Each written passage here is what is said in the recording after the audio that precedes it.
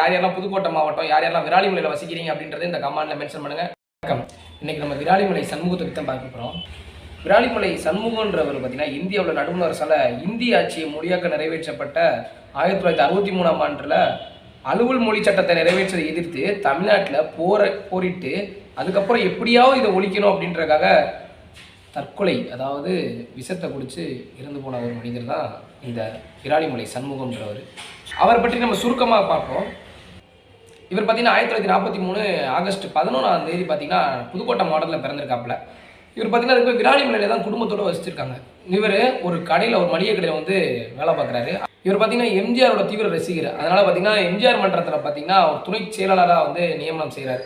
அதுக்கப்புறம் பார்த்தீங்கன்னா எத்தனையோ போராட்டங்கள், இந்தி திணிப்புக்காக நிறைய போராட்டங்கள் பண்ணுறாரு. அந்த சமயம் பார்த்தீங்கன்னா இந்தி திணிப்புக்காக தமிழகத்தில் ஏகப்பட்ட இடத்துல போராட்டம். அதில் முக்கியமான ஒரு ஆள் தான் இந்த விராலிமலை சண்முகன்றவர். அந்த நேரத்தில் காவல்துறை பார்த்தீங்கன்னா போராடுற எல்லாத்தையும் காட்டு மிராண்டித்தனமாக அடிக்கிறாங்க. அடித்ததில் சில பேர் வந்து சாகவும் செய்கிறாங்க. அப்போ விராலிமலை அவர் சொல்கிறாரு, ரயில் பெட்டி கவுத்தா கூட அந்த பெட்டியை திரும்ப வாங்கிடலாம், ஆனால் உயிர் போன உயிரை வாங்க முடியுமா, 2 உயிர் போயிடுச்சு, அந்த உயிரை வாங்க முடியுமா அப்படின்னு அந்த இடத்துல வந்து முழக்கம் விடுறாரு. ஆனால் அறிஞர் அண்ணா வந்து இருக்கார்ல, அண்ணா வந்து என்ன சொல்கிறாருன்னா, மாணவர்களே, இளைஞர்களே, உங்கள் போராட்டத்தை திரும்ப பெறுங்கள் அப்படின்றாப்புல. சண்முகத்துக்கு ஒரே அதிர்ச்சி, எதுக்குடா அண்ணாவே இப்படி வந்து பேசுகிறாரு, எல்லாத்தையும் திரும்ப பெறுங்க, போராட வேண்டாம் அப்படின்ட்டார் அண்ணா.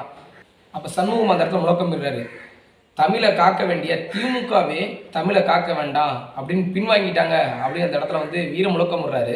10 லட்சத்தின் ஆட்சியில் தமிழ் தலைக்க வழியின்றி போய்விட்டது, தமிழ்தாயின் புலவர்களையும் பாதுகாப்பு சட்டங்கள் எனும் போர்வையால் மூடி மறைத்து விட்டார்கள், தமிழ்தாயின் பாரதம் இரத்தத்தால் கரைபிடிந்துள்ளது, அண்ணா நீங்கள் ஆணையிட்டால் கண்டிப்பாக நம்ம எல்லாருமே போராடி வெல்வோம், நம்ம திரும்ப பெறலாம், ஹிந்தி எதிர்ப்பை நம்ம உயிரோட அறுக்கலாம் அப்படின்னு எழுதி வச்சுட்டு தன் உயிரை அவரை மாய்த்து கொள்கிறார் ஐயா விராலிமலை சண்முகம் அவர்கள்.